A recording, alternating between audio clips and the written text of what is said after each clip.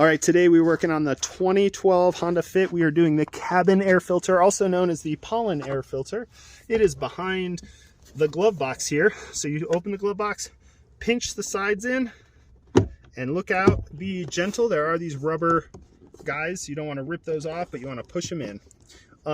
Then we get in here, and there are 2 tabs on each side here.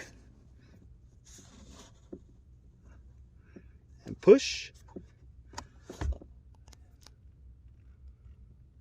So yeah, it's a little funky, but there's a tab here and there's a tab here. You have to push them all the way in and pull. There's the filter. There is going to be an up side to it, so make sure your airflow is the right way. So the airflow should go down and this sets into it like this. Then once you swap it out, this guy slides back in and clips into place. We squeeze our glove box sides there, and then you're all done. So I will put a link in the description for the filter. If this video was helpful, subscribe, and we'll see you next time.